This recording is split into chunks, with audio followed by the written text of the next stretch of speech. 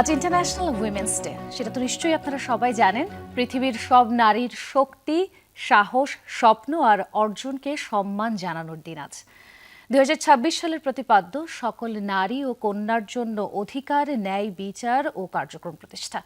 তাই আজকের এই দিনে আমরা কথা বলবো নারীর সমতা, নিরাপত্তা এবং জীবনের প্রতিটি ক্ষেত্রে তাদের সমান অংশগ্রহণ নিশ্চিত করার বিষয়গুলো নিয়ে।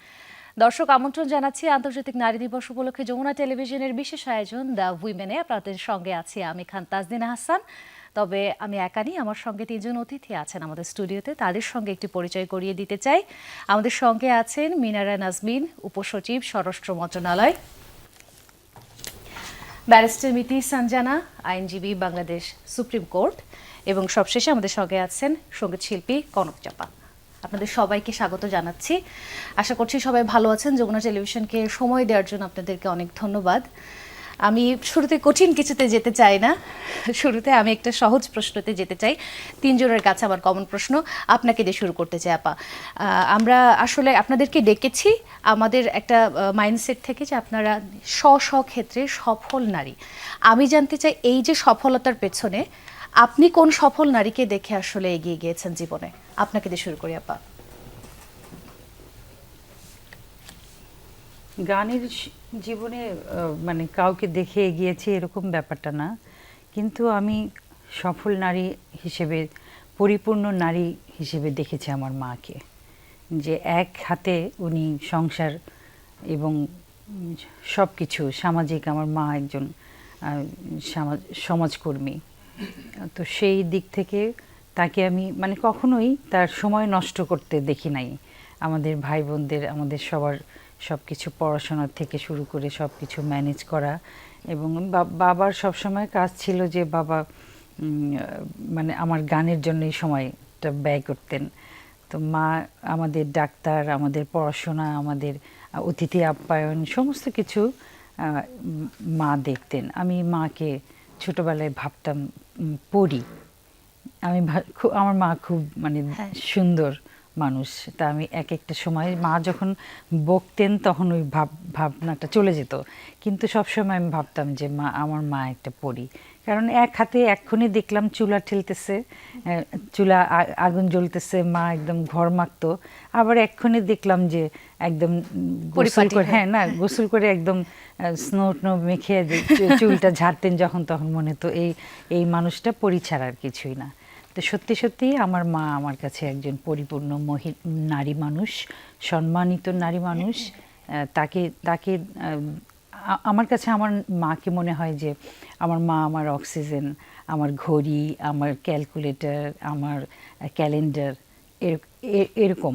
আসলে একজন নারী মানুষের মানে অনেকগুলো হাত, অদৃশ্য হাত থাকে, সেই হাত দিয়ে তারা সমস্ত কিছু। দশভুজা নারী আমরা এই কারণে বলি। নিশ্চয়ই মিনারা আপা, আপনার কাছে আসতে চাই। আপনি ছোটবেলা থেকে আসলে কোন নারীকে দেখে বড় হয়েছেন? আমি একটু অ্যাড করে দিই, সেটা হচ্ছে আপা যেটা বলছিলেন যে আমরা ঘরে আসলে আমাদের মাকে দেখে বড় হই, কিন্তু বেশিরভাগ আমরা যেটা দেখেছি মা রান্না করছে, মা স্কুলে নিয়ে যাচ্ছে, পড়াচ্ছে। আপনি যেহেতু এমন একটা পেশায় আছেন, এই যে রাজনীতির সঙ্গে জড়িত, এই পেশাতে আসলে আপনার মায়ের ভূমিকা বা আপনার জীবনে নারীর ভূমিকা কেমন? আমি আসলে বলতে গেলে আমি বলতে চাই আমার জীবনে আমার রোল মডেল আমার মার পাশাপাশি আমার বাবাও ছিলেন। যখন আমি ছোটোবেলায়, আমি যখন বড় হয়েছি, আমি যখন দেখেছি আমার বাবার একটা ডায়েরিতে লেখা ছিল আমার নাম, একটা মেয়ে হলে নাম রাখবে মিনারা নাজমিন। এবং বাবা খুব পছন্দ করতেন যেন আমি প্রশাসন ক্যাডারে জব করি। কোনো এক সময় উনি দেখেছিলেন যে একজন ডিসি যখন যাচ্ছেন তখন সে অনেক মানে পাওয়ারফুল একটা পজিশন হোল্ড করছেন। সেই ক্ষেত্রে আমার বাবার একটা স্বপ্ন ছিল যে আমি ক্যাডারে যোগদান করি, এবং সেই থেকে আমার একটা অনুপ্রেরণা বাবার কাছ থেকে পেয়েছি। পাশাপাশি আমার মা আসলে অনেক বুদ্ধিমতী একটা নারী, যেটা আমি বলবো। এবং আমরা তিন ভাই বোনকে সমানভাবে আমার মা আমাদেরকে মানুষ করেছেন। এবং উনি এত কড়া একজন মানুষ ছিলেন যে দিন শেষে ওনার কাছে আমাদের পড়ার হিসাব দিতে হতো। সন্ধ্যা হলেই উনি বলতেন যে তোমার পড়ার হিসাবটা আমাকে দাও, কি পড়বা তুমি। তো আমার মাকে দেখেছি, মা সংসারের কাজ যেমন সুন্দরভাবে গুছিয়ে করেছেন এবং পাশাপাশি উনি আমাদেরকে ওইভাবে মানুষ করে তুলেছেন। এবং মা বাবাই আমার রোল মডেল আমি খুব বলবো। সুন্দর একটি কথা বলেছেন। আমরা আসলে সবসময় বলি যে একজন সফল, সবসময় না, বেশ ক্ষেত্রে শুনি যে সফল একজন পুরুষের পেছনে একজন নারী কাজ করে বা একজন নারী আছে নিশ্চয়ই। আমার মনে হয় যে আসলে একজন নারীর এগিয়ে যাওয়ার পেছনেও কিন্তু একজন পুরুষ আছে। আমি নিজে আমার পরিবারে যখন বড় হয়ে উঠেছি, আমার বাবার পোস্টটা কিন্তু অনেক বেশি ছিল, যেটা খুব প্রয়োজন আসলে আমরা যে এই সোসাইটিতে আছি, এই সোসাইটিতে আসলে মেয়েদের এগিয়ে যাওয়ার ক্ষেত্রে। আপনি কি বলবেন আপা? আমি আসলে এমন একটা ফ্যামিলি স্ট্রাকচারে বড় হয়েছি যেখানে আমি দেখেছি যে মেয়েরা অনেক বেশি এম্পাওয়ার্ড। সো আমার ম্যাটার্নাল ফ্যামিলিতে আমি যদি বলি, আমার মা সবসময় 70s উনি মাস্টার্স করেছেন ঢাকা ইউনিভার্সিটিতে। আমার খালারা, আমার ফুপু, উনি একজন খুব সফল ডক্টর ছিলেন।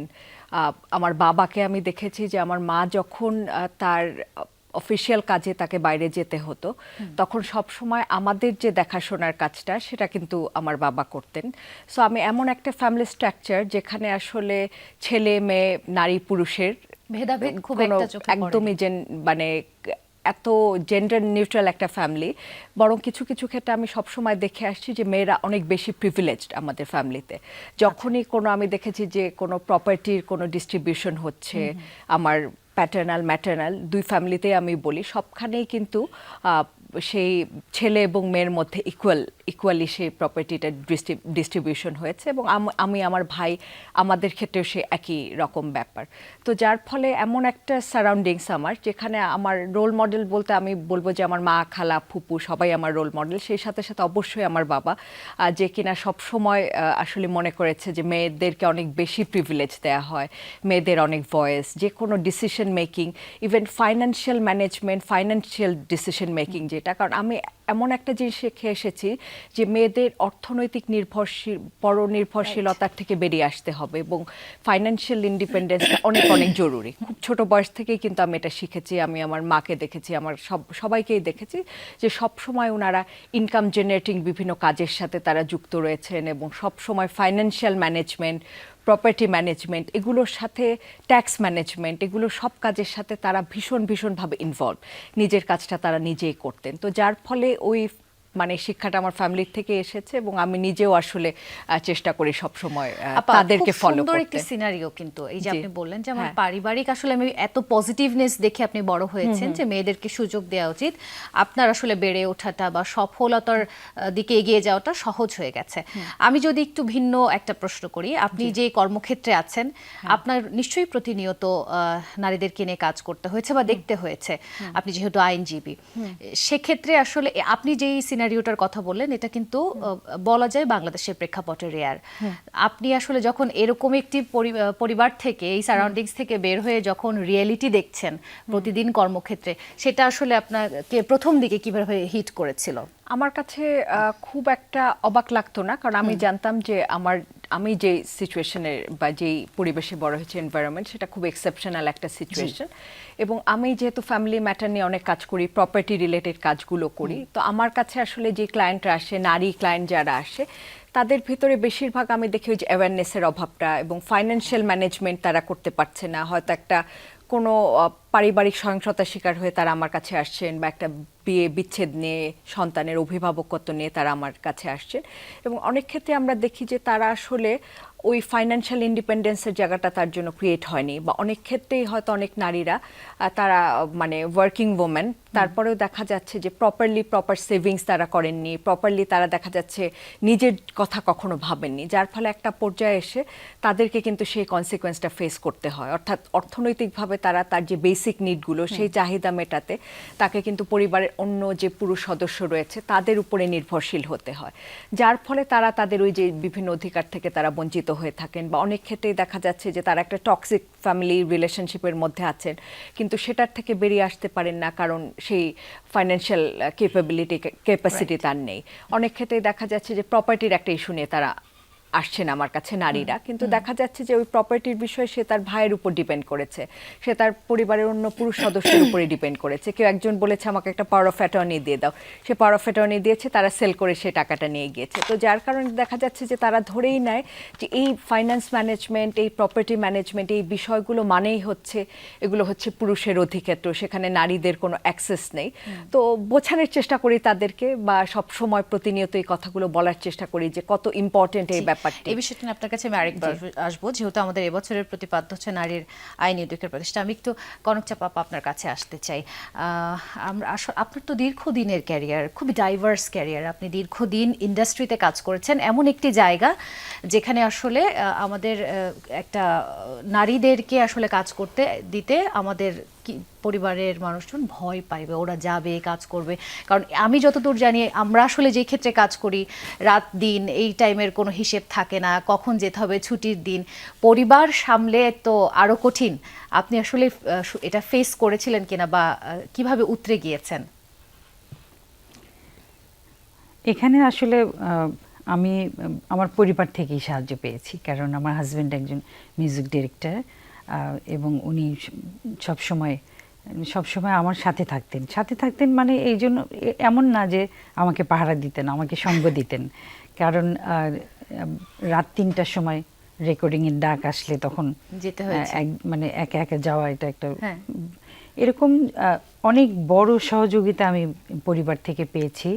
যেমন আমার মায়ের কথা, মা বাবার কথা তো বললাম, শ্বশুরবাড়ির লোকজন তারাও মানে তার গানের পরিবার তো, আর হাজব্যান্ড মিউজিক ডিরেক্টর, এবং সেই ক্ষেত্রে আমার বাচ্চাদেরও অনেক স্যাক্রিফাইস ছিল। তো যার জন্য আমার আসলে এই যে টানাপোড়েন থাকে যে কি করব, মানে কিভাবে সব কিছু ম্যানেজ করব, আমার এই প্রফেশন এরকম আনটাইম, সব কিছু আনশিডিউল, কোনো তো সময় কিছু নাই। ঈদের দিনও গান গিয়েছি। হ্যাঁ, তো সেই জায়গায় আমার আসলে আমি খুবই সৌভাগ্যবান একজন যে স্ট্রাগল করতে হয়নি একদমই। আমি জানি যে আমাদের দেশের নারী মানুষদের অনেক স্ট্রাগল এখনো পর্যন্ত, বরঞ্চ বলা যায় কিছু কিছু ক্ষেত্রে আরো বাড়ছে, কিন্তু আমি নিশ্চিন্তে নির্বিঘ্নে আজীবন কাজ করে গেছি, শুধু একটা সেক্টরে না। আমি আমার গানের জগতে, আমি ছবি আঁকি, ছবি আঁকার জগতে লেখালেখি করি, সব কিছুতে আমার আগে যেরকম বাবা মা উৎসাহ দিতেন, এখন আমার হাজব্যান্ড আমাকে এত উৎসাহ দেন যে মনে হয় যে আমার সমস্ত কাজে তার মানে একদম অনেক বেশি ভালো লাগা কাজ করে, যার জন্য আমার লাইফটা খুবই সহজ, স্মুথ এবং সুন্দর, আলহামদুলিল্লাহ। আলহামদুলিল্লাহ। একটু একটু কঠিন প্রশ্ন করি, একটু তেতো প্রশ্ন করি। একটা খারাপ স্মৃতি, আমি জানি না খারাপ স্মৃতি আপনার মনে পড়বে কিনা, যখন কর্মক্ষেত্রের কথা যদি বলি, আমরা একটা বিষয় আমরা ফেস করি, আমি নিজেও কর্পোরেটে কাজ করি, মিডিয়ায়ও কাজ করেছি, নারী এবং পুরুষের যে বেতন বৈষম্য, এটা আসলে সারা পৃথিবীতে এই টপিকটি আসলে সার্বজনীন। এটা যতই বিভিন্ন ক্ষেত্রে এটা চেষ্টা করা হচ্ছে বা বলা হচ্ছে, এটা নিয়ে কথা বলা হচ্ছে যেটা সমান করা উচিত, পারিশ্রমিক সমান করা উচিত, কিন্তু আসলে তো প্রকৃতপক্ষে এখনো সেটা হয়ে ওঠেনি। আপনি এ ধরনের কিছু ফেস করেছেন কিনা আপনার কর্মক্ষেত্রে? না, আমাদের মিডিয়াতে এটা আসলে, বাংলাদেশ মিডিয়াতে এটা এক্সিস্ট করে কতটুকু? আমাদের গানের জগতে এরকম মানে ছেলে মেয়ে আলাদা কোনো কিছু না। অবশ্যই আমাদের সিনিয়র যারা, তাদের পারিশ্রমিক আর আমার মানে একটুখানি তো তফাৎ থাকবে, ওইটা তো অন্য কথা। যেরকম সিনিয়র সাবিনা আপা, রুনা আপা, হ্যাঁ, ওনাদের ইয়েটা একরকম। তো ওই আসলে আমরা ওই জিনিসটা কখনোই ফিল করি নাই। আর গানের জগৎটা সত্যি সত্যি আমার জন্য খুবই স্মুথ ছিল। মানে বললাম যে আমি সৌভাগ্যবানদের একজন, কিন্তু আমি শুধু তো নিজেকে নিয়ে চিন্তা করি না, আমি একজন সমাজ সচেতন মানুষ। আমার কাছে খুব খারাপ লাগে যখন একজন দিনমজুর মহিলা এবং পুরুষ, তারা বরঞ্চ উল্টাটা হওয়ার কথা, যে পুরুষের পেশি শক্তি বেশি, সে খুব সহজেই 2 ঝুড়ি মাটি 2টা কোদাল দিয়ে কেটেই তারা তুলতে পারবে, কিন্তু একজন নারীকে তো অনেক তার চেয়ে ডাবল কষ্ট করতে হয়। সেই ক্ষেত্রে তাকে বরঞ্চ আর একটু বেশি পারিশ্রমিক দেওয়া উচিত, আমি এটা দাবি করি এবং ফিল করি। আবার আরেকটা ব্যাপার, যেরকম আমরা বড় কোনো কাজের মানুষ যদি সাহায্যকারী, রান্নার সাহায্যকারী, তাদেরকে একরকম বেতন দেয়, আবার যারা ছোট কিন্তু আসলে কিন্তু ছোটজন যে, তারই কষ্টটা বেশি হচ্ছে। এই জিনিসগুলো আসলে সম্পূর্ণ বিবেচনার বিষয়। সামাজিক একটা মানে সমাজের মধ্যে যে একটা চিন্তাধারা, সেটা যখন একটা সমতা আনতে পারবে, তখনই এই চিন্তাগুলো করা সহজ হবে আমার কাছে মনে হয়। অবশ্যই, ধন্যবাদ। মিনারপা, আপনার কাছে আসতে চাই। যদিও বাংলাদেশের রাজনৈতিক প্রেক্ষাপটে আসলে নারীদেরকে পিছিয়ে দেখার বা পিছিয়ে রাখার কোনো সুযোগ নেই, সেটা বারবারই বাংলাদেশের নারীরা প্রমাণ করেছে। তারপরেও আসলে যারা প্রত্যন্ত এলাকা থেকে আসে বা ছোট শহর থেকে আসে বা ট্রেডিশনাল একদম ব্যাকগ্রাউন্ড থেকে আসে, তাদের জন্য আসলে এরকম একটি পেশা বেছে নেওয়া বা এরকম একটি ক্ষেত্রে পুরুষের সঙ্গে কাঁধে কাঁধ মিলিয়ে কাজ করাটা কিন্তু কঠিন। আপনি এই কঠিন সময় ফেস করেছেন কিনা, বা আপনার জন্য কর্মক্ষেত্রে আসলে আপনার জন্য সবকিছু ইজি করে দিয়েছে কারা? ধন্যবাদ আপনাকে। আসলে কর্মক্ষেত্রে আমরা যারা মানে অ্যাডমিনিস্ট্রেশনে কাজ করি, প্রশাসনিক কাজ করি, আমরা আসলে আমাদের পরিবারের সাপোর্টটাকে বেশি গুরুত্ব দিই। কারণ আমি যখন উপজেলা নির্বাহী অফিসার ছিলাম আপনার 2009 থেকে সম্ভবত 14 পর্যন্ত 4 বছর আমি ইউনিয়ন হিসেবে ছিলাম বন্দর উপজেলাতে। তখন আমি কাজ করেছি, দিন নেই রাত নেই আমাকে পরিশ্রম করতে হয়েছে। ইভেন 7 খুনের মার্ডার যখন হলো নারায়ণগঞ্জের বন্দরে, ওই সময় আমি কিন্তু কাজ করেছি। তো সবচেয়ে আমার পরিবার থেকে আমি যেটা পেয়েছি, আমার হাজব্যান্ড, আমার স্পাউস, উনি আছেন, উনি আমার ক্যাডারের অফিসার, উনি আমাকে সহযোগিতা করেছেন সব দিক থেকে। তখন আমার বেবি অনেক ছোট ছিল, তো তাকে রাখা এবং আমাকে সাপোর্ট দেয়া, এই যে সাপোর্টটা পেয়েছি আমি, এই কারণে আমি মনে করি যে আসলে পারিবারিক সহযোগিতা সবচেয়ে বেশি প্রয়োজন একজন নারীকে কর্মক্ষেত্রে তাকে এগিয়ে নেওয়ার জন্য। ডেফিনেটলি। তারপরেও আসলে লিঙ্গ বৈষম্যের বিষয়টা আসলে কতটুকু আমরা ঘোচাতে পেরেছি নারীদের জন্য আসলে কর্মক্ষেত্রে, আপনার বলে মনে হয়? আপনি কোনো চেঞ্জ দেখেন কিনা? আপনি দীর্ঘদিন কাজ করেছেন, আপনি কোনো পরিবর্তন দেখেন কিনা এই সময়ে? আমরা তো আসলে প্রতিনিয়তই পরিবর্তন দেখছি এবং আমরা চেষ্টা করছি আরও কীভাবে এটাকে আরও বেশি সুন্দরভাবে এগিয়ে নেওয়া যায়, তাই না? নারীরা তো আসলে এগিয়ে যাচ্ছে, এটা সত্য কথা। আমরা এখন নারী অধিকার কথা বলতে গেলে বলতে পারি নারীর অধিকার আছে, কিন্তু অধিকারটাকে কিভাবে প্রয়োগ করা যায়, প্রতিষ্ঠিত করা যায়, সেটা নিয়ে আমরা কাজ করছি। আসলে আমার মনে হয় কি, যে সব থেকে বড় বিষয় যেটা আপা বলছিলেন শুরুতে, যে অ্যাওয়ারনেসটা নেই, আমার যে কি অধিকার সেটা আসলে আমি জানি কি না। আপনার কাছে আসি আপা, আপনি যেটা বলছিলেন যে আপনি প্রপার্টি নিয়ে কাজ করেন, বা আপনি নিশ্চয়ই ডোমেস্টিক ভায়োলেন্সের এই বিষয়টি নিয়েও কাজ করেন। তো আসলে যখন নারীরা আসে, তারা আসলে জানেই না যে আমি পাওয়ার অফ অ্যাটর্নিটা দিয়ে দিয়েছি, এটা আমার দেওয়া উচিত ছিল কিনা, বা আমি আসলে কতটুকু আমার প্রাপ্য। এই যে অ্যাওয়ারনেসটা ক্রিয়েট করার জন্য আসলে কি করা প্রয়োজন, বা আমরা আসলে যথাযোগ্য পদক্ষেপগুলো নিচ্ছি কিনা? অ্যাবসলিউটলি। কারণ দেখা যায় যে অধিকারগুলো আমার রয়েছে, সেটা আমাকে দেশের আইন দিচ্ছে, রাষ্ট্র দিচ্ছে, সংবিধান দিচ্ছে, সব ধরনের আইন। কিন্তু সেগুলো তো আছে বইয়ের পাতায় খাতায় আছে, কিন্তু একজন নারী তার ভেতর যে অধিকার বোধ, সেটি আবার আরেকটি বিষয়। কিন্তু সেই অধিকার বোধটা যে জাগিয়ে তোলা বা ক্রিয়েট করা, সেটি কিন্তু আসলে আমি মনে করি খুব ইম্পর্টেন্ট একটা জায়গা। যে বইয়ের পাতায় আছে কিন্তু সেটা আমি আসলে জানি না যে আসলে আমার কি অধিকার আছে, তখন কিন্তু আমাকে বঞ্চিত করা অনেক সহজ। আমাকে আমার নিজের যে অধিকার রয়েছে সেখান থেকে কিন্তু সেই অধিকারটি খর্ব করা অনেক সহজ। তো কাজে আমি মনে করি যে এখানে আসলে সমাজে পরিবারের, আমি বলবো একদম প্রথম শিক্ষাটি শুরু হয় আসলে পরিবারে। আর সেই পরিবারের একটা বড় ভূমিকা রয়েছে, যে সেই একদম ছোটবেলার থেকে তার যে অধিকার বোধটি তার ভেতর, সেটিকে জাগিয়ে তোলা, সে যাতে আসলে তার নিজের যেটা প্রাপ্য, সেটি যে প্রাপ্য হিস্সা, সেটি যাতে সে বুঝে নিতে পারে, সেটি একটি খুবই গুরুত্বপূর্ণ ব্যাপার। এবং সেই সাথে সাথে আমরা দেখি কি যে আমাদের যে মানে এডুকেশনাল সিস্টেমটা, সেটার ভিতরে কিন্তু আমাদের যে সিলেবাস রয়েছে, কারিকুলাম, সেখানে কিন্তু এই জেন্ডার ইস্যুগুলো আসতে দেখি না আমরা, এই বিষয়গুলোকে কিন্তু আনা হয় না। তবে আমি মনে করি যে খুব ছোট ছোট করে, খুব সহজভাবে কিছু কিছু বিষয়কে আসলে ইনক্লুড করা যায় এখানে। আমরা ধরলাম যে ডিজিটাল সহিংসতা, সাইবার বুলিং এর মতো কিছু বিষয়, সেই বিষয়গুলো আনা, কোন কাজটি করলে আসলে অন্যের অধিকার খর্ব হয়, আবার সেটি একটি দেশের আইন অনুযায়ী অপরাধ হয়, কতটুকু আমার ফ্রিডম অফ এক্সপ্রেশন, কতটুকু আমি এক্সারসাইজ করতে পারবো, তার বাইরে গেলে কি হয়, কোথায় যে আসলে একটা লিমিট, ইফটিজিং সম্পর্কে, ছোটোখাটো বিষয় সম্পর্কে, বাল্যবিবাহ, শিশুদের কি কি অধিকার রয়েছে, এই ছোটখাটো বিষয়গুলো আমি মনে করি এটা কিন্তু আসলে আমাদের যে পাঠ্যপুস্তক, যে কারিকুলাম আছে, সেখানে কিন্তু ছোট ছোট করে খুব সহজভাবে এগুলো আসতে পারে। তো এটা গেল শিক্ষাক্ষেত্র। তারপরে আমরা যদি যাই, যে গণমাধ্যমের একটা বড় ভূমিকা রয়েছে এখানে, যে মানুষের ভেতর যে তার অধিকার বোধটা জাগানো, অ্যাওয়ারনেসটা যে ক্রিয়েট করা, আমি মনে করি এখানে গণমাধ্যম একটা বিশাল বিশাল ভূমিকা এখানে পালন করতে পারে। এবং কর্মক্ষেত্রে তো বলাই রয়েছে, দেশের আইন আছে, সেই আইনে কিন্তু কর্মক্ষেত্রে নারীর কি কি অধিকার রয়েছে, নারী পুরুষ সকলের কি কি অধিকার রয়েছে, সেগুলো বিষয়ে কিন্তু আইনে বলা হচ্ছে যে সব সময় যাতে সেগুলোর অ্যাওয়ারনেস ক্রিয়েট, বিল্ডিং এর জন্য যাতে কাজ করে, প্রত্যেকটি সরকারি বেসরকারি স্বায়ত্তশাসিত প্রতিষ্ঠান রয়েছে, স্কুল কলেজ মাদ্রাসা, প্রত্যেকটি জায়গায় যাতে এই মানে অধিকারগুলো কি রয়েছে, কর্মক্ষেত্রে কি অধিকার রয়েছে, কোন কোন বিষয়গুলো আসলে ডিসক্রিমিনেশন কর্মক্ষেত্রে, এই বিষয়গুলো ঘটুক না ঘটুক এটা যাতে প্রত্যেকটি থাকে সময় সবার। তাদেরকে জানানোর জন্য বিভিন্ন ওয়ার্কশপ করা, ট্রেনিং করা, সেই সাথে সাথে প্রত্যেকটি সেমেস্টারে বাচ্চাদেরকে ইউনিভার্সিটিতে তাদেরকে সেই বিষয়গুলোকে পড়ানো, বোঝানো, এই বিষয়গুলো সবার আসলে এটা একটা কি বলবো যে সম্মিলিত এটা আসলে একটা সামষ্টিক প্রচেষ্টা একটা কাজ, সবার। ডেফিনেটলি। হ্যাঁ। থ্যাংক ইউ আপা। আপা আপনার কাছে আরেকবার আসতে চাই, আর একটা বিষয় আপনার মতামত জানতে চাই। সংসদে আমরা জানি যে 50% হচ্ছে সংরক্ষিত নারী আসন আর কি, তবে সরাসরি নির্বাচিত নারীর সংখ্যা কিন্তু মানে খুব কম।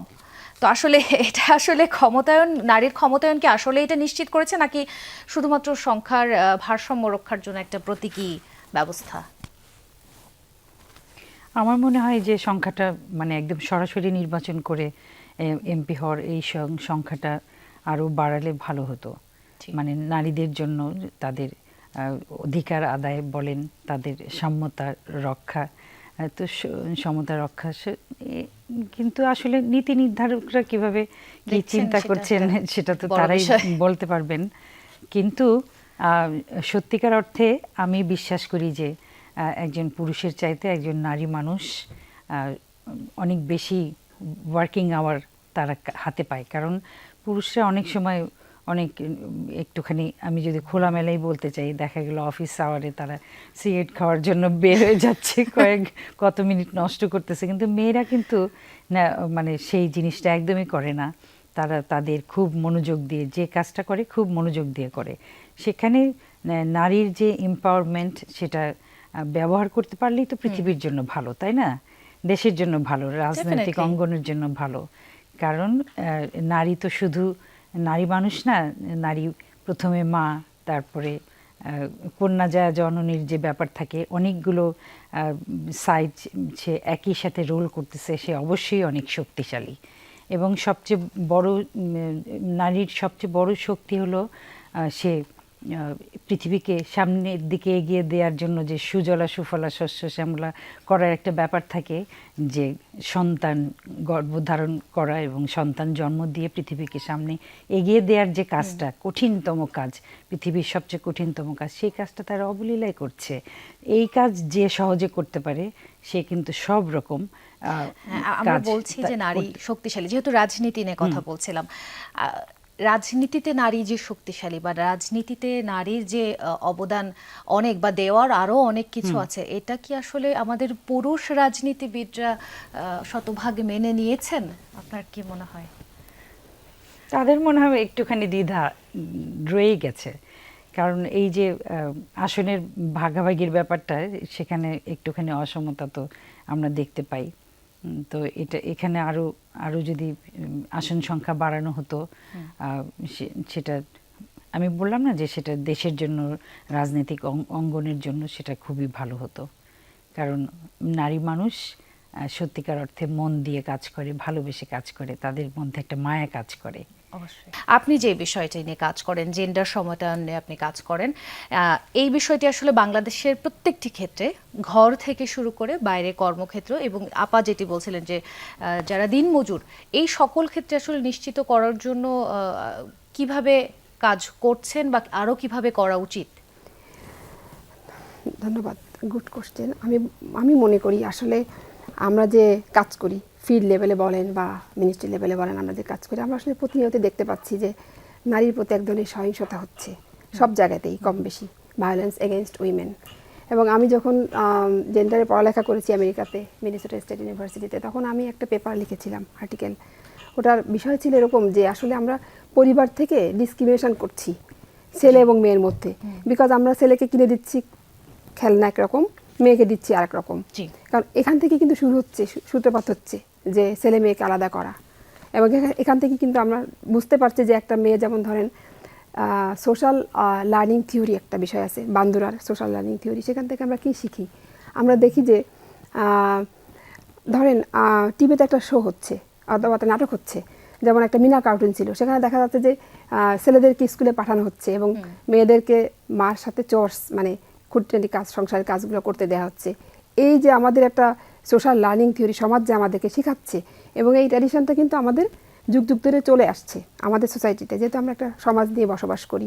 কাজে আমি প্রথমে বলেছিলাম যে আমাদেরকে দৃষ্টিভঙ্গির পরিবর্তন করতে হবে। আমরা যদি চিন্তা করি যে না, ছেলে মেয়ে সবই সমান, কারণ একটা ছেলে যদি পারে একটা বিসিএস ক্যাডার হতে, পররাষ্ট্র ফরেন ক্যাডারে অথবা অ্যাডমিন ক্যাডারে, তা একটা মেয়েও পাচ্ছে, সমপরিমাণ সে ওই প্রতিযোগিতায় অংশগ্রহণ করে আসছে। বরঞ্চ দেখা যাচ্ছে যে মেয়েরাই কিন্তু মেধা তালিকার অনেক আগে যাচ্ছে ছেলেদের তুলনায়, তাই না? বিগত বছরগুলোতে আমরা দেখেছি। কাজে আমরা যদি এভাবে চিন্তা করি যে না, এই বৈষম্যটা আমাদের দূর করতে হবে এবং আমাদের মানসিক অবস্থায় পরিবর্তন করতে হবে, তাহলে হয়তো আমরা এখান থেকে বেরিয়ে আসতে পারবো, আমি মনে করি। আর যেই কথা আপনি বলেছেন, ছোট থেকে নার্চার করা, তাকে হচ্ছে, বোঝানো যে না, তুমি এবং তোমার ভাই তোমরা আলাদা না, তোমরা দুজনে এক। আসলে যেটি আবারও মায়ের ভূমিকা কিন্তু এখানে খুব গুরুত্বপূর্ণ। একটা একটু তেতো কথাই বলতে চাই, সেটা হচ্ছে আমরা আসলে খুব ছোট থেকে যেহেতু মায়ের কাছাকাছি বড় হই, মাকে ঘেঁষেই বড় হই, মায়ের কিছু যদি ইনসিকিউরিটি থাকে বা সে যদি কোনো বৈষম্যের মধ্য দিয়ে বড় হয় বা তার জীবন অতিবাহিত হয়, সেটা তার মেয়ে সন্তানের উপর কিন্তু আবার সেটা চালিত করে দেয়, একটা ইনফ্লুয়েন্স থাকে যে এভাবে তোমাকেও চলতে হবে, এটাই ধারা। এই ধারা আসলে আমার মনে হয় কিছুটা হয়তো আমরা ভাঙতে পেরেছি, পুরোপুরিও এখনো পারছে না এখান থেকে বেরোতে প্রতিটি পারিনি। ঘরে। আমার মনে হয় এইজন্য মায়েদের সচেতনতা সবচেয়ে বেশি প্রয়োজন, জরুরি। আপা, আপনার কাছে একটু আসি, সেটা হচ্ছে আসলে খুব একটা খারাপ বলবো না, দুঃখিত, আসলে খুব দুঃখজনক একটা বিষয়। সেটা হচ্ছে বাংলাদেশে এই 2026-এর কথাই যদি আমি বলি, এর আগেও আমরা দেখেছি, যেহেতু আজকে নারী দিবস, এই বিষয়টি আসলে এড়িয়ে যাওয়ার কারণ নারীর যে লাঞ্ছনা হচ্ছে, এটা নিয়ে আসলে আমি শব্দটি ব্যবহার করলাম না, কিন্তু এটা এড়িয়ে যাওয়ার কোনো সুযোগ নেই। আমরা আজকে নারীর সফলতা নিয়ে কথা বলছি, নারী এগিয়ে যাচ্ছে সকল ক্ষেত্রে, বিজ্ঞান থেকে শুরু করে ঘরের কাজ থেকে শুরু করে সকল ক্ষেত্রে নারী এগিয়ে যাচ্ছে, কিন্তু সেক্ষেত্রে নারীর যেই লাঞ্ছনা হচ্ছে, আমরা নিউজ পেপার বের করলে, টেলিভিশন খুললে প্রতিদিন সকালে দেখতে পাই। আইন তো রয়েছে, সেই প্রয়োগ কি আসলে যথাযথ হচ্ছে? যদি হতো তাহলে কি আসলে এই সহিংসতা দিন দিন যে বাড়ছে, এটা কি বাড়তোই কিনা? তো এটা একদম অনেক বেশি ইনক্রিজিং এবং খুবই অ্যালার্মিং। আমরা সবসময় দেখি যখন কোনো একটা ক্রাইসিস মোমেন্টে যে কোনো কিছুই হোক না কেন, সে সময় কিন্তু খুব সহজ টার্গেট হয় নারী এবং শিশুরা। আপনি দেখবেন যে কোনো যুদ্ধ বিগ্রহ, কোনো ধরনের অভ্যুত্থান, যে কোনো সময় নারীদের উপরে কিন্তু এক ধরনের, কি বলবো, খুব ভীষণ রকমের এক ধরনের অন্ধকার নেমে আসে নারী এবং শিশুদের উপরে। কিন্তু এরও কিন্তু ব্যতিক্রম হয়নি, এবং আমরা দেখেছি যে অসংখ্য নারীরা, এবং সার্ভেতে দেখা যাচ্ছে যে বোধহয় 2024 সালে প্রায় 5,500 নারীরা তারা নানান ধরনের সেক্সুয়াল অ্যাসল্ট এবং বিভিন্ন সহিংসতার শিকার হয়েছে, এবং 26 সালে সেটা যে প্রায় 7,000-এর উপরে নারীরা। এবং এর মধ্যে আমরা দেখেছি যে একটা মেজরিটি অংশ রয়েছে যারা হচ্ছে শিশু।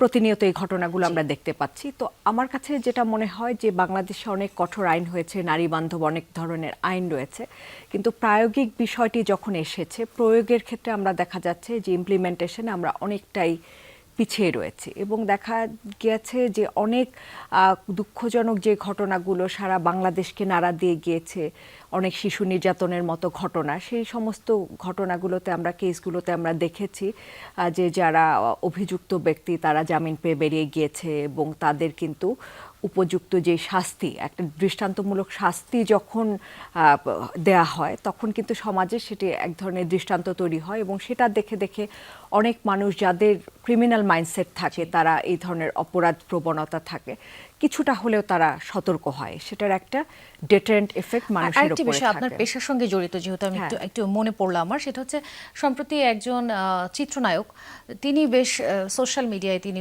এই বিষয়টি নিয়ে কথা বলেছেন। সেটা হচ্ছে, আমারও প্রশ্নটা আসলে মাথায় এসেছে, সেটা হচ্ছে একজন নারী যখন, মানে খুব অবভিয়াস, তিনি যখন কোনো যৌন নিপীড়নের শিকার হচ্ছে, আমরা রিসেন্ট যে ঘটনাগুলো দেখেছি, তখন আসলে সেই নিপীড়ককে যখন ধরা হচ্ছে, সেই নিপীড়কের মানে পক্ষেও একজন আইনজীবী দাঁড়াচ্ছেন, এটা নিয়ে তিনি প্রশ্ন করেছেন, এবং এই প্রশ্নটার উত্তর আমার মনে হয় আপনার থেকে ভালো কেউ দিতে পারবে না।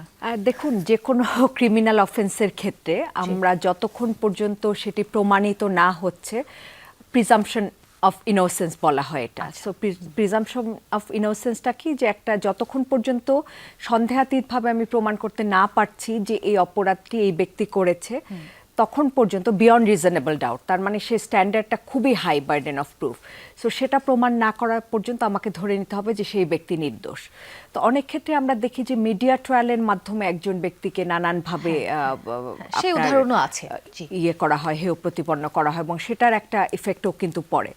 তো এখানে আপনি যে প্রশ্নটি করলেন যে আইনজীবী পাবার অধিকার প্রত্যেকটি ব্যক্তির রয়েছে, হ্যাঁ, এবং আইনজীবী সে যদি কেউ নাও হয় তাহলে সে কিন্তু ডিফেন্স মানে সরকারের পক্ষ থেকে কিন্তু একজন স্টেট ডিফেন্স তিনি পাবেন। তো কাজে এটা কিন্তু একজন অভিযুক্ত, একজন ভিকটিমের যেমন অনেক ধরনের অধিকার রয়েছে, তেমন একটা অভিযুক্ত ব্যক্তি পুরো ট্রায়ালের যে প্রসেসটা, সেই প্রসেসের স্বচ্ছতাকে নিশ্চিত করার জন্য আমাদেরকে কিন্তু অবশ্যই সেই প্রত্যেকটি ব্যক্তি আইনজীবী পাওয়া, আত্মপক্ষ সমর্থন এবং এই প্রতিটি বিষয় কিন্তু সেই অভিযুক্ত ব্যক্তির অধিকার। তো কাজে এই জিনিসগুলো যখন বলেন সবাই, এটা খুব ইমোশনালি বা আবেগতাড়িত হয়ে বলা যে কেন দাঁড়াচ্ছে, একজন অভিযুক্ত যেই ব্যক্তি তিনি যতক্ষণ না পর্যন্ত আইনের চোখে প্রমাণিত হচ্ছে তার অভিযোগটি, ততক্ষণ পর্যন্ত তিনি নির্দোষ, এবং ততক্ষণ পর্যন্ত তো অবশ্যই তাকে তার আইনজীবী নিয়োগ পেতে হবে, তাকে আত্মপক্ষ সমর্থনের সুযোগ দিতে হবে, ফেয়ার ট্রায়াল যেটা সেটা নিশ্চিত করতে হবে, পুরো প্রসেসটা। এবং এর মাধ্যমেই কিন্তু আমরা আসলে আইনের শাসনকে প্রতিষ্ঠিত করি, কারণ আইনের শাসনটাই কিন্তু সমস্ত কিছুর মূল ভিত্তি। একটি সমাজের যা কিছু বলি, রাষ্ট্রের সমস্ত কিছু বলি, মূল স্তম্ভটি হচ্ছে আইনের শাসন, যে সকলের জন্য একটি মাত্র আইন, সবার জন্য, ধনী গরিব ধর্ম বর্ণ নির্বিশেষে প্রতিটি মানুষের জন্য কিন্তু আইনের সমান অ্যাপ্লিকেশন, এবং সেই সাথে সাথে যে বিচার বিভাগ যে স্বাধীন। তো এখানে কিন্তু ওই যে প্রসঙ্গটি আবেগের বশে অনেকে বলে থাকেন, কিন্তু এটা আসলে একজন অভিযুক্ত ব্যক্তি, তাকে পেতেই হবে একজন আইনজীবী। অবশ্যই সেই তার পাশাপাশি যখন আপনি যেটা আগে বলছিলেন, যখন তিনি প্রমাণিত হবে যে তিনিই আসলে করেছেন অপরাধটা, তাকে যথাযোগ্য শাস্তি দিয়ে ওই দৃষ্টান্তটা আসলে প্রমাণ করা, দৃষ্টান্তটা স্থাপন করা। কারণ অনেক তো স্ট্রিক্ট পানিশমেন্টের কথাও রয়েছে, কিন্তু এখন পর্যন্ত আমরা কিন্তু তার ইমপ্লিমেন্টেশন দেখিনি, তার প্রায়োগিক দিকটা থেকে অনেক পিছিয়ে রয়েছে আমরা। এবং এখন পর্যন্ত আমরা তো বিচার ব্যবস্থা বা রাষ্ট্রীয় যে সমস্ত ব্যবস্থা রয়েছে, কোনো কিছু তো আসলে নারী বান্ধব না। একজন নারী আদালতের যে অধিক্ষেত্র, সেই জায়গাটি তার জন্য তো আসলে খুব একটি কঠিন বাস্তবতার মুখোমুখি হতে হয়। সেখানে তাকে অর্থনৈতিকভাবে আমরা বলি বা যে কোনোভাবেই বলি, এই যে দীর্ঘসূত্রিতা এক একটি মামলার, সে সমস্ত জায়গায় কিন্তু একটা নারীকে ভীষণ রকম ভোগান্তির মধ্যে দিয়ে যেতে হয়। অনেক কষ্ট করে তিনি সিদ্ধান্ত নেন যে তিনি আইনের আশ্রয় চাবেন, প্রতিকার আইনের অধীনে যখন তিনি প্রতিকার পেতে চান, কিন্তু যেই অবস্ট্যাকল এবং যে প্রতিবন্ধকতা তাকে প্রতি মুহূর্তে ফেস করতে হয়, একটা পর্যায়ে যে দেখা যায় যে হাল ছেড়ে দেন। তো যার ফলে এখন পর্যন্ত আমার বিচার ব্যবস্থা কিন্তু নারী বান্ধব না কোনোভাবে। আচ্ছা, একটা কথা আপা বলছিলেন, আমি ওই সূত্র ধরে আসতেছি মিডিয়া ট্রায়ালের কথা, আপনার কাছে আসতে চাই আপা। আমরা আসলে যেটা বলছিলাম যে নারীরা আসলে এগিয়ে যাচ্ছে, এটা আসলে অস্বীকার করার কোনো সুযোগ নেই। আমরা আজ থেকে আমাদের মায়েদের কথাই যদি বলি বা তার আগের জেনারেশন, তারা যে বৈষম্য দেখে এসেছে, আমরা অনেকটাই প্রিভিলেজড, আমরা অনেকটাই সুযোগ সুবিধা পেয়েছি, কাজ করে যাচ্ছি পুরুষের সঙ্গে এখনো। তো তারপরেও আসলে যেটা হয় প্রত্যেকটা ক্ষেত্রে, এখন যেটা হচ্ছে সোশ্যাল মিডিয়ার যুগ, সকল ক্ষেত্রেই আসলে নারীকে ট্রায়াল দাঁড়াতে হয়, সকল ক্ষেত্রেই তাকে আসলে বিচার করা হয়, স্পেশালি সোশ্যাল মিডিয়ায়। যে কোনো পেশা নির্বিশেষেই তাকে আসলে হয়তো বুলিংয়ের শিকার হতে হচ্ছে বা প্রশ্নের সম্মুখীন হতে হচ্ছে। আমি হয়তো চিনিও না, কিন্তু সে আমার সোশ্যাল মিডিয়ায় বা আমার একটা মতামতের বিরুদ্ধে সে একটা কঠিন কথা বলে দিল। এটা আপনি ফেস করেছেন কিনা বা আপনি দেখেছেন নিশ্চয়ই? সারাক্ষণই তো দেখি, এটা তো খুব মানে একদম যন্ত্রণার দ্বারা গেছে, মানে এত বেশি, বিশেষ করে শিল্পীদের ক্ষেত্রে, বিশেষ করে শিল্পীদেরকে তারা সারাক্ষণ শিল্পীদের দেখবে, শিল্পীদের গান শুনবে, শিল্পীদের রিলসগুলো দেখবে, তাদের সৌন্দর্য দেখবে, কিন্তু তার মানে কিন্তু কমেন্টটা করে যাবে যে কোন দোজগে, কয় নাম্বার দোজগে যাব, সেটা তারা নির্ধারণ করে দিয়ে যাবে। এটা খুব খুব খারাপ। আর সারাক্ষণ মানে আমি যদি পছন্দই না করি একজন নায়িকাকে, আমি কেন তার আইডিতে আমি কেন যাব, কেন দেখব? ওই জায়গায় সে একটা এমন এমন এমন বাক্য বলে যাবে যেটা অন্যের। ওই জন্য করলাম আপা, আমি কিন্তু আপনার ভিডিওস দেখেছি, মানে আপনার কাজের বাইরেও আপনি যে ভিডিওস করেন, এবং শুধু আমি, আমার মনে হয় শুধু আপনি না, আপনার পুরুষ সহকর্মীরা করছে, হ্যাঁ, কিন্তু আসলে সেখানে গিয়ে কি তারা সেই কমেন্টসগুলো করছে যেগুলো আপনার কমেন্ট বক্সে করছে? আমাকে একটু মানে অত সাহস পায় না, জানি না কি কারণে, হয়তো একটু সিনিয়র মানুষ, কিন্তু তারপরেও আমি যেরকম আমি খোলাখুলি বলি যে আমি একটা রান্নার চ্যানেল আছে, আমার আসলে উদ্দেশ্য হলো রান্না আমি এমন কোনো এক্সক্লুসিভ রান্না করি না, আমি খুবই সাধারণ, আমি যা রোজ দিন খাই সেটাই রান্না করি, কিন্তু সেখানে আমি কিছু নীতি কথা বলি, কিছু সুবচন, মানে যেগুলো থেকে আমাদের সমাজ, আমাদের যুব সমাজ অনেকটাই দূরে সরে গেছে, শিষ্টাচার, নৈতিকতা, সুবচন আর কিছু আমার জীবনের গল্প। তো ওইখানে যেরকম মানে প্রথম দিকে কিছু দোষ ধরার, তারা খুব দোষ ধরে আমাকে দমানোর চেষ্টা করেছে, কিন্তু আমি না একদম বইয়ের খোলা পাতার মতো প্রত্যেকটার উত্তর আমি দিয়ে গেছি। অনেকে আমাকে বলেছে যে এত কথা বলার উত্তর দেওয়ার দরকার কি, যে আপনি এটা কি কড়াই রান্না করতেছেন, কালো কড়াই কালো কড়াই কালো কড়াই। আচ্ছা গেল, তারপরে এত বড় শিল্পী, আরো টাকা দরকার, আরো আরো টাকা দরকার। আমি হ্যাঁ, টাকা আবার কার দরকার না, আমি তো চুরি করতেছি না। তো এরকম আমি এখন সবাই বলে যে আপা আপনার এই যে মানে আরো বেশি ভিডিও দেন, কারণ আপনি এত ভালো করে মানে একটা মায়ের জায়গা থেকে অথবা একটা সিনিয়র পার্সন হিসেবে আপনি এত সুন্দর করে কথা বলেন, সেগুলো আসলে এই আমরা অনেক কিছু শিখি। আমি কিন্তু হাল ছাড়ি নাই। আমি প্রথম দিকে যত মন্তব্য, মানে একজন বলছে যে আপনিও শুরু করলেন, ইউটিউবে আসাই বন্ধ করে দিলাম। আমি কিন্তু হাল ছাড়ি নাই, কারণ আমি জানি আমার উদ্দেশ্য সৎ। অনেক ধন্যবাদ আপা, খুব ভালো লাগলো শুনে। যে বিষয় যেটা আমরা আগে কথা বলছিলাম, এই বিষয়টি নেই যে নারী যে সোশ্যাল বুলিং এর শিকার, এটা নিয়ে আসলে আমার কাছে ব্যক্তিগতভাবে মনে হয় যে যতই কথা বলি ততই বোধহয় কম পড়ে যায়। আপনার কাছে একটু জানতে চাই আপা, সেটা হচ্ছে আমরা যেহেতু এই বুলিং এর কথাটা বলছি, নারী কিন্তু সবসময় ইজি টার্গেট আমার মনে হয়, এবং আমরা যেহেতু বলছি যে ন্যায় বিচার প্রতিষ্ঠা, এই ক্ষেত্রেও আসলে ন্যায় বিচার প্রতিষ্ঠার প্রয়োজন আছে, কারণ পোশাক থেকে শুরু করে নারী কর্মক্ষেত্র থেকে শুরু করে সকল ক্ষেত্রে আসলে নারীকে সবসময় বেশি প্রশ্নের সম্মুখীন হতে হয়, এবং সকলের কাছে, আমার পরিবারের হোক বা আমার বাইরের কেউ হোক, সোশ্যাল মিডিয়ার র্যান্ডম একজনের কাছে আমাকে জবাবদিহিতা করতে হচ্ছে। এই চিন্তাধারা থেকে আসলে আমরা কবে বের হতে পারবো, কিভাবে বের হতে পারবো? এটা আসলে আমি মনে করি যে আসলে হিউম্যান ট্রাফিকিং এবং এআই দিয়ে তৈরি করে যে ছবিগুলো দেয়া হয়, আসলে এগুলো তো কোনো সত্যতা পাওয়া যায় না, কিন্তু তবুও তো মানুষ আমরা দেখছি প্রতিনিয়ত এগুলো বাড়ছে, বেড়েই চলেছে। এটার জন্য আসলে কঠোর একটা আইন দরকার আমি মনে করি। আইনটা যদি আমরা সঠিকভাবে প্রয়োগ করতে পারি সোশ্যাল মিডিয়াতে, যাতে এই ধরনের কাজ কেউ না করে। এবং আমি বাইরের দেশগুলোতে দেখেছি এগুলো কিন্তু শক্তভাবে প্রতিহত করা হয় এই জিনিসগুলোকে। আমাদের এগুলোকে যদি প্র্যাকটিস আমরা করতে পারি, তাহলে হয়তো আমরা এখান থেকে সাইবার বুলিংয়ের এখান থেকে কিছুটা বেরিয়ে আসতে পারবো। অবশ্যই আপা, আপনার কাছে একটু জানতে চাই, সেটা হচ্ছে আমরা যেটা বলছি যে কোনো নারী হয়তো অভিনয় করছেন, ও আমাদের দেশের অভিনয় শিল্পী হোক বা রাজনীতিতে এসেছেন, যে কেউ, সে যদি তার কাজটি করে যায় শান্তি মতো, ঠান্ডা মতো, ঠিক আছে। যখন সে ভয়েস রেজ করছে, তখন তার কাজ বাদ দিয়ে তার ব্যক্তিগত বিষয়, তার পোশাক, বিভিন্ন বিষয় আসলে সামনে আনা হয়, যাতে করে তার ভয়েসটা আসলে দমিয়ে দেওয়া যায়। আপনি নিশ্চয়ই এটা দেখেছেন, আমরা সর্বদাই দেখছি, সোশ্যাল মিডিয়া হোক বা আমাদের আশেপাশে হোক। যেটি বলছিলাম যে এটা থেকে আসলে বের হওয়ার জন্য, আমাদের এই মাইন্ডসেট ভাঙার জন্য আমাদের আসলে বড় পরিসরে কি উদ্যোগ নেওয়া উচিত? না, আমার কাছে তো আসলে মনে হয় যে নারী যাই করুক না কেন, মানে প্রতিটি বিষয় আসলে নারীকে জাজ করা হয়। সেটি সে তার ভয়েস রেজ করুক না করুক, বা সোশ্যাল মিডিয়ার ব্যবহার সে হয়তো করছে তার নিজের বিনোদনের জন্য, সে করছে, তখনও তাকে জাজ করা হয়। সে তার হয়তো জীবন জীবিকার জন্য করছে। আমরা জানি যে সোশ্যাল মিডিয়াকে ঘুরে নানা রকমের ব্যবসা গড়ে উঠেছে, অনেক নারী উদ্যোক্তারা গড়ে উঠেছে, যারা কিন্তু অনলাইনের মাধ্যমে বিভিন্ন প্রোডাক্ট সেল করে তারা, এবং অনেকেই দেখা যায় যে একটা পণ্য প্রোডাকশনের সাথে তারা জড়িত রয়েছেন, কিন্তু সেইটাকে বিপণন করার জন্য, সেল করার জন্য তাকে কিন্তু কোথাও একটা জায়গায় যে আইদার তাকে বসতে হবে, না হয় তাকে ডিজিটাল প্ল্যাটফর্মকে ব্যবহার করে তাকে বেছে নিতে হবে সেটার সেলের জন্য। তো আমি তো দেখি প্রতিটি জায়গায় নিজের মনের আনন্দেও যদি নারী কোনো একটা কিছু করে, সেটাতেও তাকে যেমন জাজ করা হয়, সে তার জীবন জীবিকার জন্য করছে তখন জাজ করা হচ্ছে, সে সমাজের কোনো একটি বিষয়ে তার ভয়েস রেজ করছে, ভালোর জন্য করছে, সভ্যতার বিনির্মাণে করছে, দেশ গঠনের কোনো কাজে সে তার কোনো একটি বক্তব্য দিচ্ছে, যাই করে নারী, আমি মনে করি সব কিছুতেই আসলে প্রতিটি ইঞ্চি ধরে তাকে আসলে মাপা হয়।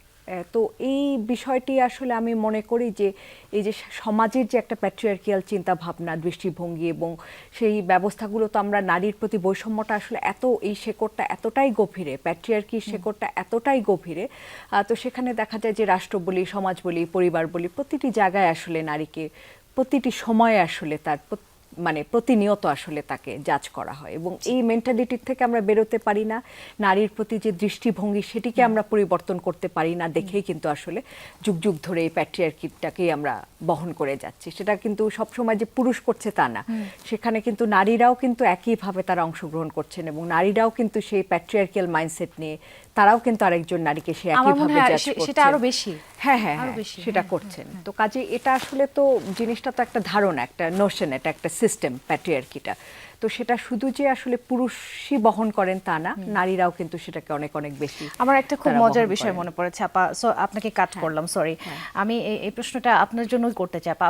ইনফ্যাক্ট এই প্রশ্নটা আমার সবার জন্য থাকবে। সেটা হচ্ছে আমি একটা সোশ্যাল মিডিয়ায় ভিডিও দেখেছিলাম, আপনার কথা থেকে মনে পড়লো। সেটা হচ্ছে এই যে আপনি বলছিলেন যে নারীদের মধ্যে কিন্তু এক ধরনের পুরুষতান্ত্রিক মনোভাব আছে, যারা ওটা ধারণ করে ফেলেছে।